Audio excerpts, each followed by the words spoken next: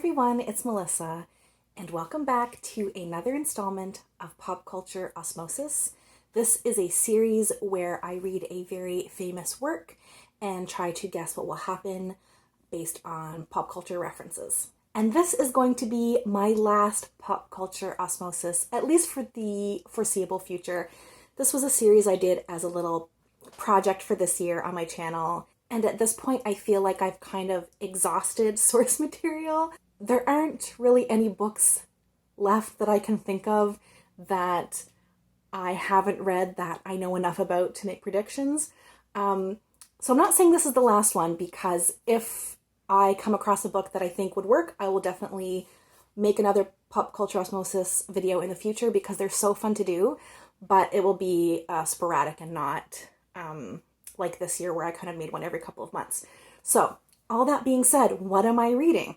You probably already know because you've clicked the video, but I thought it would be nice to kind of bookend this experience. I started these videos back in January of 2021, and I started with Hamlet. So I thought we could bookend with another Shakespearean play. This one arguably more famous than Hamlet, and that is Romeo and Juliet. Spoiler alert, obviously I am going to be spoiling this entire play, so if you don't want to be spoiled for Romeo and Juliet, even though I think most of us know what happens vaguely, you've been warned. I have 4 predictions here. We know that this is about star-crossed lovers, their families, the Capulets and Montagues are feuding, but I couldn't really remember why those families are rivals, and so I actually am predicting that during the run of the play you actually don't find out why there's a family feud there. And I think that's kind of the point, right? Like, the point isn't why they are rivals, it's the fact that because they wouldn't just let bygones be bygones, all of this tragedy happens. Number 2 is I think Romeo and Juliet are going to meet when Juliet is on a balcony. I know there's a very famous balcony scene, and I think that's where they like first lock eyes. So that's when they are going to meet and fall in love. Number 3 is Romeo dresses as a woman to secretly see Juliet. I feel like I've seen this places where he like puts on a dress or something in order to go see her, because obviously he's not allowed to go see her because she's a Capulet. Anyway, that's prediction number 3. Prediction number 4 is about how they die. So we both know Romeo and Juliet die, but I feel like I can piece together maybe the chain of events there from like TV shows where like there's a high school production of Romeo and Juliet or something. So I think Romeo dies first. So I think Juliet is like knocked unconscious or asleep or drugged or I don't know. It doesn't matter. This isn't part of prediction, but she is like unconscious and Romeo thinks she's dead. So Romeo kills himself. I think he drinks poison. So he thinks Juliet is dead. He drinks poison. Juliet wakes up, sees that Romeo is dead, and then she kills herself.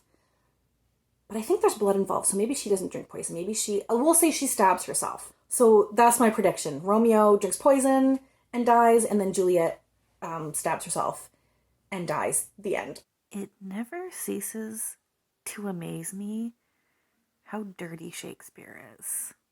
I am still on page 1 of this play, and 2 servants of Capulet are talking, and I don't even think I can repeat this because it is very unsavory, and it's the language still holds. Like, I'm getting the innuendo.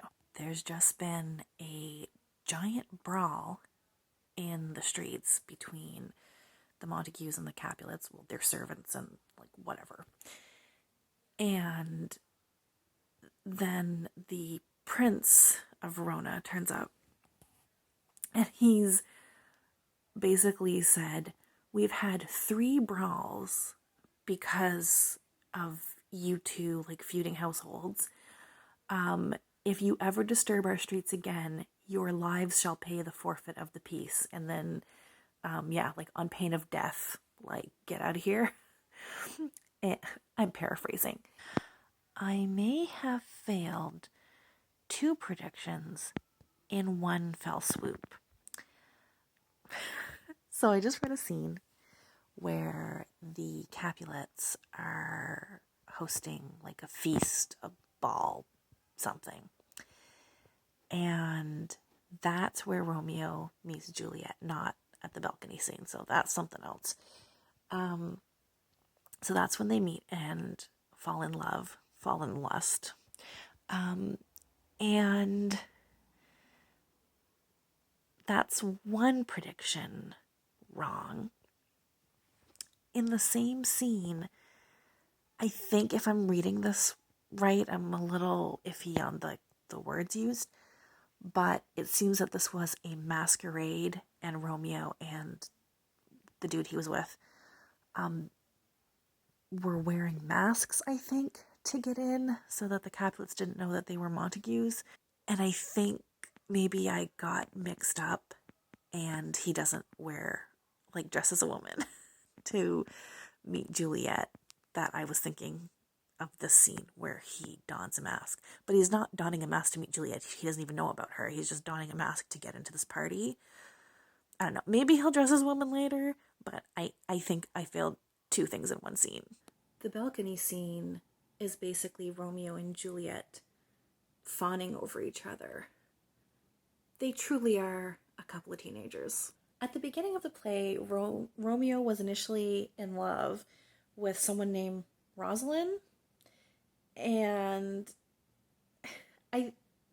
he went to the Capulets party initially to gaze at her, and now he's like met Juliet and fallen in love, and so he's gone to see Father, what's his name? It's like a friar. Anyway, he's gone to see him, and he's told him, he's confessed his love for Juliet to this friar and said, please marry us. And even the friar's like, oh, well, that changed quickly. I thought you were in love with Rosalind. And this line really makes me kind of giggle a little bit. So he says, is Rosalind, whom thou didst love so dear, so soon forsaken? Young men's love then lies not truly in their hearts, but in their eyes. And this is just basically affirming to me that, because I was kind of joking about, like, oh, they're a couple teenagers, that this isn't really a love story. This is a story of lust. Like, other people are seeing that they're infatuated with each other, but they're basically a couple of horny teenagers, I guess. Also, does anyone know how to pronounce Rosalind? I said Rosalind because earlier it looked like it had rhymed with a couplet with the word sin, so I thought sin, Rosalind. But now Rosalind's in a couplet with brine, so maybe it's supposed to be Rosaline? But that sounds weird. Is it Rosaline? What's her name? I think Romeo and Juliet just got secret married. So Mercutio, Romeo's friend, just up and died. One of the Capulets' nephews, I guess, saw Mercutio and one other person who I'm forgetting, but he's a Montague. Anyway, he saw them and he was insulting Romeo and calling him a villain, and then Mercutio and he got into a sword fight, and he seemed fine. He was like, oh, I'm hurt. Oh, it's just a scratch, it's just a scratch. And it's Mercutio who yells, a curse on both your houses. And he's like, bring me to the surgeon. And so Romeo's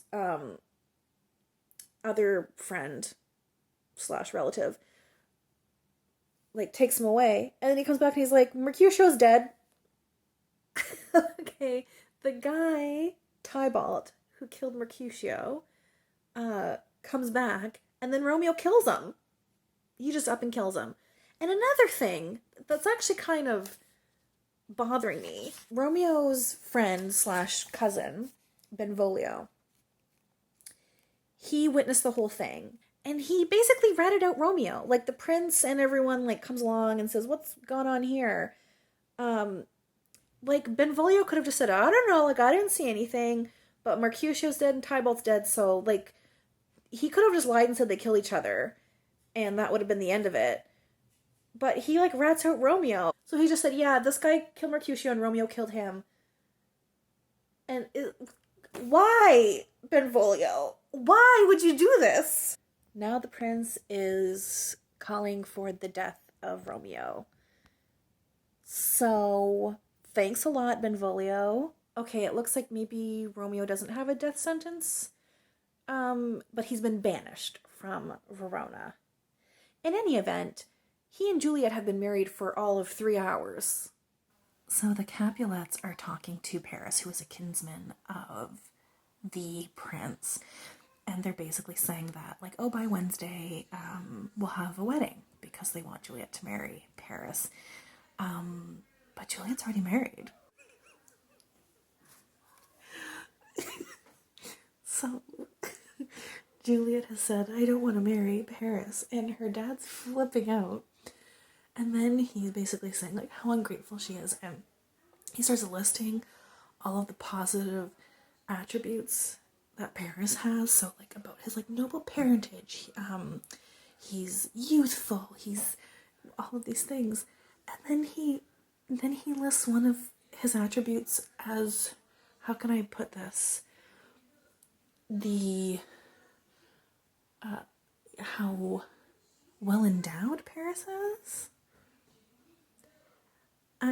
If I'm reading these lines correctly, and I think I am, that I've always wondered why, like, what happens to Juliet that Romeo thinks she's dead.